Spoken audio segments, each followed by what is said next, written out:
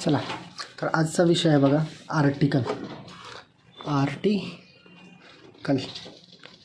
आर्टिकलला मराठीमध्ये म्हणतात बघा उपपद. काय म्हणतात? उपपद. ठीक आहे. तर या उपपदाचे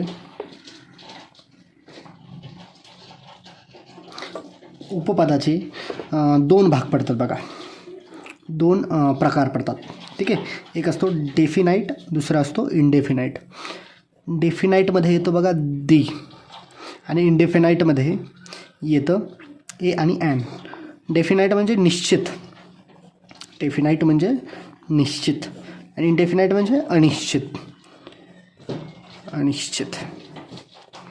ठीक आहे.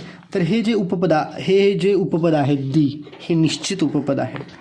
ठीक आहे. जे काही निश्चित गोष्ट असेल, जे कोणतं सामान्य नाम निश्चित असेल, जे कोणता घटक निश्चित असेल, त्याच्या अगोदर दी उपपद वापरतात. जे अनिश्चित असेल, एखादं सामान्य नाम अनिश्चित असेल, तर त्यासमोर ए किंवा ॲन वापरतात. ठीक आहे. समजा आता हे बॅट आहे, एक्झाम्पल घेऊ आपण, है ना. हे बॅटचं एक्झाम्पल आहे. बॅट हे अनिश्चित आहे. का? तर या बॅटविषयी आपल्याला कोणतीही माहिती आहे का? नाही आहे. बॅटचा रंग माहीत नाही, बॅटचा आकार माहीत नाही, बॅटची प्राईस माहीत नाही, बॅटचा विशेष निश्चिती अजिबात माहिती नाही. पण जेव्हा मी म्हणतो ताजमहाल, ठीक आहे, ताजमहाल, जेव्हा मी ताजमहाल म्हणतो तेव्हा ही एक निश्चित आहे. ताजमहल म्हटल्याच्यानंतर मला एकच गोष्ट आठवते, जी की ताजमहल. ठीक आहे. पण बॅट म्हटल्याच्यानंतर मला बॅटांचे विविध प्रकार आठवतात. वेगवेगळ्या कंपनीजचे बॅट असतात. तर पण ताजमहल म्हटल्याच्यानंतर फक्त स्पेसिफिक होऊन जातं, निश्चित होऊन जातं की हेच ताजमहल. पण बॅटच्या संदर्भात निश्चिती होत नाही, है ना. निश्चित समजत नाही की कोणती बॅट, कशी बॅट, है ना. पण कोणता आणि कसं ताजमहल हे स्पष्ट होतं, निश्चित होतं. सो त्यावेळेला हे द वापरायचं असतं आणि इतर वेळेला ॲन वापरायचं असतं. तर बघा, दी हे मी सांगितलं की स्पेसिफिक असेल, पर्टिक्युलर असेल, युनिक असेल. आता हे ताजमहल हे युनिक आहे ना. स्पेसिफिक असेल, एखाद्या गोष्टीला तुम्ही स्पेसिफिक बनवलं असेल, स्पष्ट बनवलं असेल, क्लिअर असेल, निश्चिती असेल त्या गोष्टी बाबतीत, त्या नामाबाबतीत, at that time you can use the article. ठीक आहे. आता ॲनच्या बाबतीत काय आहे बघा, व्हावल साऊंड हे सगळ्यात महत्त्वाचं आहे.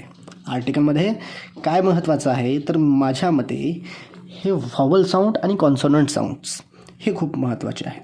ठीक आहे. आता व्हावल साऊंड म्हणजे काय तर बघा, आता मी लिहिलं एंट म्हणजे मुंगी. आता मी याला मराठीत लिहिताना मी एंट असं लिहितो, एंट, आणि हे एंट वाचतो मी असं, है ना. मराठीत वाचताना मी असं वाचतो एंट. तर हे जे आहे अचा स्वर करतो. ठीक आहे. आणि ओ हे काय आहे, एक स्वर आहे. स्वरालाच म्हणतात व्हावल, स्वरालाच म्हणतात व्हावल. म्हणून हे एंट जे आहे याची सुरुवात. आणि बघा, जर ॲन उपपद वापरायचं असेल तर हे जे सामान्य नाम आहे, हे जे नाम आहे एंट, तर ॲन वापरतो आहे, कारण की याची सुरुवात ही व्हावल साऊंडने झालेली आहे. एंट या नामाची, सामान्य नामाची सुरुवात, सामान्य नामाचा उच्चाराची सुरुवात ही स्वराने होते. म्हणजे जर सुरुवातीचा लेटर, जर स्वराचा आवाज काढायचा असेल, है ना, स्वरा म्हणजे आपण जेव्हा एखादा शब्द वाचतो, जसा ॲन्ट वाचतो, ॲन्ट वाचल्याच्यानंतर आपल्या लक्षात येतं की आपण स्वर निघतं आहे, सुरुवातीचं वाचन म्हणजे स्टार्टिंगला स्वर येतं आहे, ॲन्ट, ओ, म्हणून ए एन लिहिणार. आणि जेव्हा मी बॅट लिहितो, हे झालं, हे क्लिअर झालं ॲन्ट. आता मी बॅट लिहितो, बॅट वाचताना मी असं लिहितो, बॅट असं वाचतो, बॅट. ठीक ठीक आहे. बी हे कॉन्सोनंट आहे, व्यंजन आहे, है ना, व्यंजन आहे. म्हणून जेव्हा व्यंजन येतं तेव्हा ए लिहायचं असतं, है ना. जेव्हा साऊंड, याच्यामध्ये पण काही चित्र विचित्र म्हणजे साऊंडवरून कसं वेगळं होतं ते थोडंसं पुढे गेल्याच्यानंतर सांगतो, एक्झाम्पल्स आहेत. तर इथे बघा, इथं साऊंड कसं आहे, बॅट, ब कॉन्सोनंट साऊंड आहे. कॉन्सोनंट साऊंड असेल तर ए वापरा, व्हावल साऊंड असेल तर ॲन वापरा, कॉन्सोनंट साऊंड असेल तर ए वापरा, व्हावल साऊंड असेल तर ॲन वापरा. स्टार्टिंगला बरं का, स्टार्टिंगला लक्षात ठेवा, स्टार्टिंगला कॉन्सोनंट साऊंड ए, स्टार्टिंगला व्हावल साऊंड ॲन. करेक्ट. बघा झालं, हेच नियम आहे बघा. आता ए उपपद कोणत्याही सामान्य नामाच्या अगोदर वापरताना काय लक्षात ठेवायचं, तर एक सिंग्युलर असलं पाहिजे. कोणताही नाम हा सिंग्युलर असला पाहिजे. आता मी इथं ॲन्ट वापरलं, बॅट वापरलं, इथं दोन्ही पण सिंग्युलर आहे. त्यामुळं हे सिंग्युलर आहे म्हणूनच मी ए आणि ॲन वापरलं, कारण की ए आणि ॲनचा पण अर्थ हा एक असा होतो, एक गोष्ट. ठीक आहे. स्टार्ट विथ कॉन्सोनंट साऊंड, है ना. हेच मी सांगितलं की जर सुरुवात ही कॉन्सोनंट साऊंडने झालेली असेल, मी आता स्पष्ट केलं की सुरुवात जर कॉन्सोनंट साऊंडने झालेली असेल, इथं कॉन्सोनंट साऊंडने झालेली आहे म्हणून मी ए वापरलं. इथे सुरुवात ही कॉन्सोनंट झालेली आहे आणि इनडेफिनाईट असलं पाहिजे, है ना. हे कॉमन नाऊन, सी एन म्हणजे कॉमन नाऊन, हे इनडेफिनाईट असलं पाहिजे, अनिश्चित असलं पाहिजे, याची माहिती झालेली नसायला पाहिजे. ठीक आहे ना. तर ॲन्ट म्हणजे इथं कळलं नाही लाल मुंग्या की काळ्या मुंग्या, हो की नाही. इथं कळलं नाही की बॅट म्हणजे कोणती बॅट, जादूची बॅट की क्रिकेट बॅट, है ना, चैनकुली की मेनकुली, हो की नाही. तर इथं अनिश्चितच पाहिजे, असंच पाहिजे आपल्याला, स्पेसिफिक नको आहे, है ना, निश्चित नको आहे, अनिश्चितच पाहिजे. काउंटेबल पाहिजे. काउंटेबल काय भानगडे बघा. आता काउंटेबल म्हणजे आता मी वॉटर एक शब्द लिहितो, काय लिहितो, वॉटर एक शब्द लिहितो. त्याच्यानंतर मी एक लिहितो पिकॉक लिहितो. ठीक आहे. आता बघा, मी पिकॉक लिहिलं, पिकॉक्स लिहिलं, ठीक आहे, पिकॉक लिहिलं किंवा एस लावलं, पिकॉक लिहिलं, तर हे मला मोजता येतं आणि संख्येने मोजता येतं बरं का, इन नंबर. हे महत्त्वाचं आहे, इन नंबर. जे संख्येने मोजता येतं ते काउंटेबल. आणि पाणी कसं मोजणार, संख्येने मोजता येतं, लेटर लावावं लागतं, है ना, लेटर एकच घ्यावं लागतं. संख्येने पाणी मोजता येत नाही. हवा संख्येने मोजता येत नाही. ठीक आहे.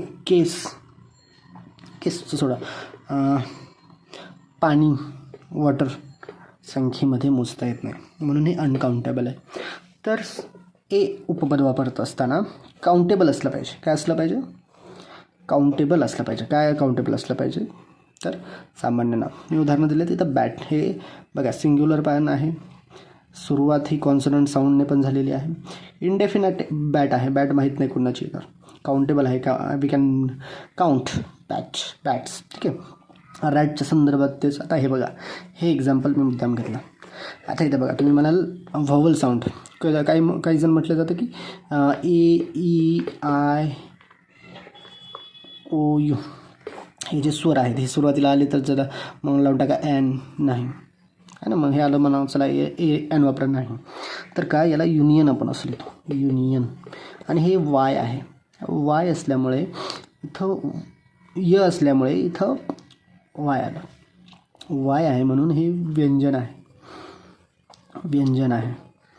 व्यंजनालाच म्हणतात कॉन्सोनंट, है ना. म्हणून याचा साऊंड कसा वाचतो, कसा आपण, युनियन.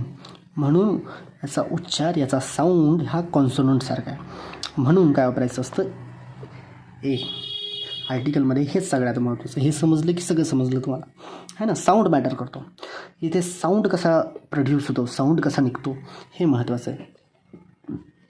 युनियन म्हणतोय आपण, युनियन म्हणताना यू म्हणतोय, यू हे यचं उच्चार आहे, यचा, आणि य हे कॉन्सोनंट आहे. कॉन्सोनंटच्या अगोदर आपल्याला ए वापरायचं असतं. ठीक आहे. इथे आय थिंक क्लिअर झालं असेल. बघा आता काउंटेबल नाव. आता हे ॲनच्या बाबतीत काय भानगड बघा, याच्यामध्ये पण हे सिंग्युलर असलं पाहिजे. ठीक आहे. व्हावल साऊंडने स्टार्ट झालं पाहिजे. इथं कुठं कॉन्सोनंट साऊंड पाहिजे. ए वापरताना कॉन्सोनंट साऊंड, जे मी पहिल्यांदा सांगितलं होतं, ए वापरताना कॉन्सोनंट साऊंड, ए वापरताना कॉन्सोनंट साऊंड. ॲन वापरताना व्हॉवल साऊंड पाहिजे, व्हॉवल साऊंड पाहिजे. ॲन वापरताना व्हॉवल साऊंड, व्हॉवल साऊंड, व्हॉवल साऊंड. ॲन वापरताना काय पाहिजे, व्हॉवल साऊंड पाहिजे. सिंग्युलर पाहिजे, सिंग्युलर पाहिजे. त्याच्यानंतर इंडेफिनाईट, हे पण इंडेफिनाईट, हे पण इंडेफिनाईट. ठीक आहे. आणि काउंटेबल पाहिजे, हे मोजता आलं पाहिजे, मोजता आलं पाहिजे. संख्येने, नंबरनेच मोजता आलं पाहिजे, है ना. It is important, it is matter, है ना. संख्येनेच मोजता आलं पाहिजे, है ना. आकाश जर तुम्ही म्हणाल sky, we can not count sky in number. ठीक आहे. संख्येमध्ये आपण आकाश मोजू शकत नाही, म्हणून हे अनकाउंटेबल आहे. ठीक आहे. जे संख्येने मोजता येतं ते काउंटेबलमध्ये येतं. आणि तिथं आपण जर ते कॉमन नाव तसं असेल तर आपण तिथे एक्झाम्पल आहेत बघा. अँट आहे, याचा उच्चार मी सांगा मला. तो अँट वाचतो आहे ना, पण अँट वाचतो किंवा अँट असं हे असंच घ्या. अँट लिहितो.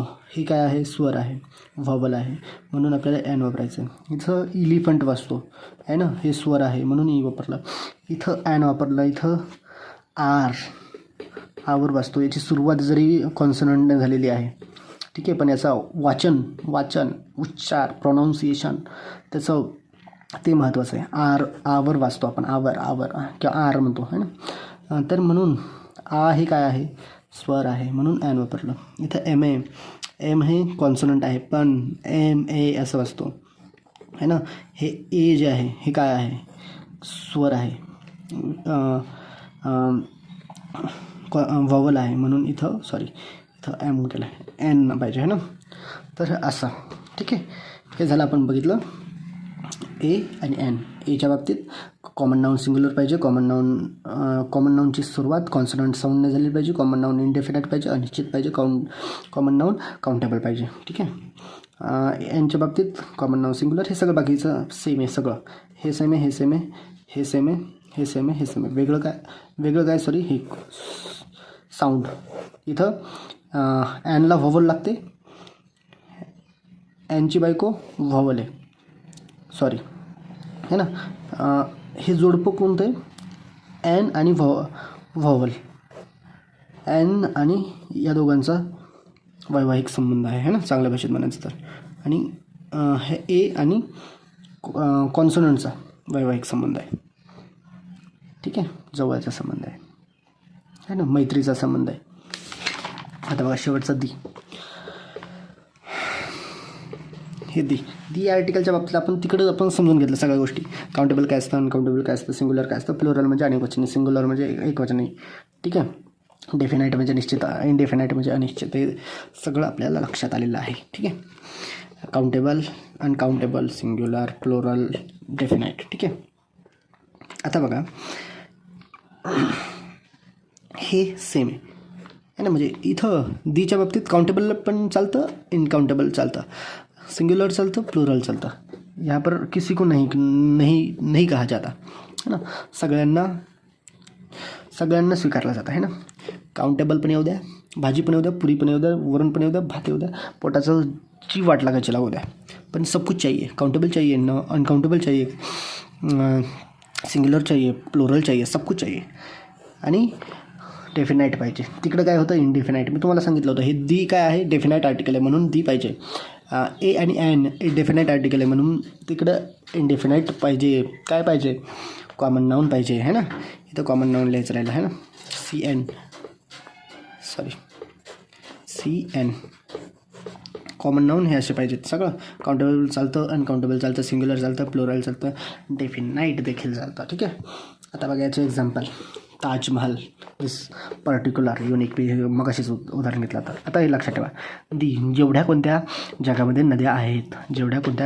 नद्या आहेत त्याच्या अगोदर दी वापरा, बिकॉज ते निश्चित आहेत. गंगा म्हटल्यावर गंगाच आठवते, गंगा म्हटल्याच्यानंतर यमुना आठवत नाही, गंगा म्हटल्याच्यानंतर सरस्वती आठवत नाही. दी भारतीय, इंडियन जे कोणते देश आहेत त्या देशांच्या देशवासियांना भारत आहे, भारतीयांना आपण काय म्हणतो, इंडियन. असे कोणते सगळे देश आणा, त्यांच्यापुढे देश वापरा. अरेबियन सी जेवढे महासागर आहेत जगामध्ये त्यांच्या पुढे देश वापरा. जे धार्मिक पुस्तक आहेत रामायणा, ठीक आहे, जे कोणते धार्मिक पुस्तक आहे त्याच्या अगोदर दी वापरा. दी सन, सौरमंडल जे आहे, सौरमंडलमध्ये बुध, गुरु, शुक्र, शनी, युरेनस नेपच्यून हे जे कोणते सौरमंडलातील ग्रह आहेत है ना, तर यांच्या अगोदर दी वापरायचं असतं. सन हा मुख्य तारा आहे, त्याच्या अगोदर दी वापरला म्हणून हिमालय जे कोणते पर्वत येतील, जे कोणत्या पर्वतरांगा येतील, जे कोणते पर्वत येतील पर्वताच्या अगोदर दी वापरा. जगामध्ये ठीक आहे, बेस्ट हा विशेषण आहे कशाचं, गुड, बेटर, बेस्ट आहे ना, गुड, बेटर आणि बेस्ट हे first form of adjective, second form of adjective आणि तिसरं विशेषणाचं रूप आहे. म्हणून त्या डिग्रीमध्ये या बेस्टच्या सुरुवातीला दी वापरायचा असतो, हा नियम आहे. द राईट, द लेफ्ट ह्या साईड जर सांगायच्या झाल्या, राईट, लेफ्ट, त्यावेळेला दी वापरा. सेम शब्द जिथं कुठे आला, कुठेही आला, कुठेही आला. तुम्ही जेवायला बसलात आणि तुमच्या ताटात आला है ना, जेवण करता करता तुम्ही लक्षात घ्या दी वापरायचं मला, तर नो आर्टिकल. आता हा इथं काय भानगडे, जे कोणतं डिनर असेल, तुमचं डिनर असेल, लंच असेल, ब्रेकफास्ट असेल, जेवणाचं जे कोणतं नाव असेल तिथं आर्टिकल नका वापरू. फिवर असेल म्हणजे जे कोणता आजार असेल, रोग असेल, फिवर असेल, कोल्ड असेल, जे कोणतं काही असेल आर्टिकल नका वापरू. हिंदी जे कोणतं सब्जेक्ट विषय लँग्वेज असेल, मराठी असेल, गुजराती असेल, कन्नड असेल, पंजाबी असेल, जी कोणती असेल भाषा, डोंट यूज एनी आर्टिकल, कोणतंच आर्टिकल वाचू नका. ठीक आहे. त्यानंतर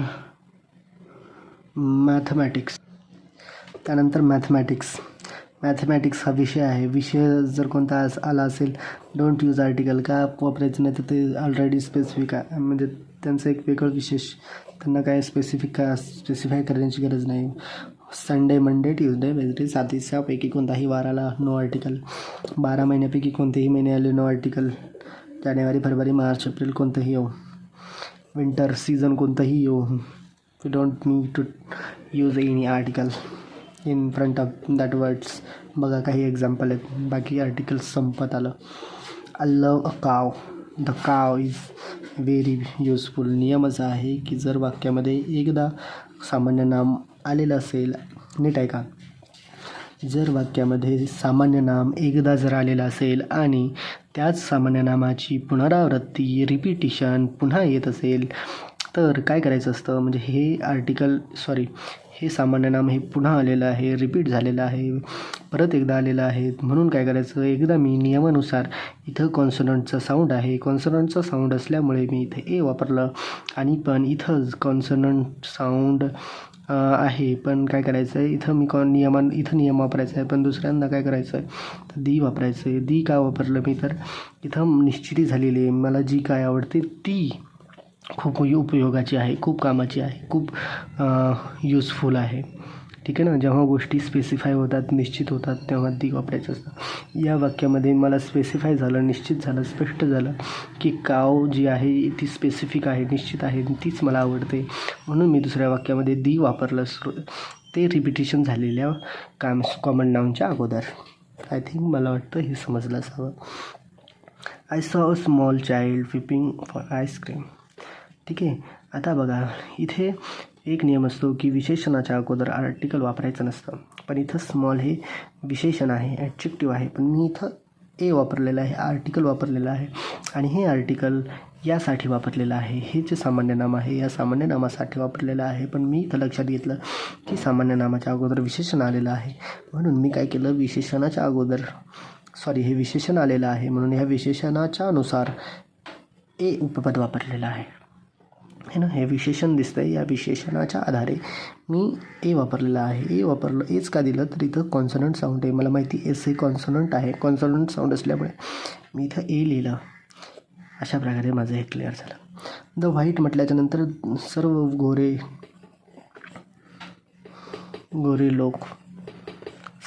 लोक, जेव्हा मी व्हाईट म्हणतो, जेव्हा मी ब्लॅक म्हणतो, म्हणजे पूर्ण गट त्यामध्ये येतो. सर्व, हे बघा, विशेषणाच्या अगोदर आर्टिकल वापरायचं नसतं, मी सांगितलं तुम्हाला, पण विशेषणाच्या अगोदर आर्टिकल वापरायचं नसतं हे मी तुम्हाला सांगितलं. विशेषणाच्या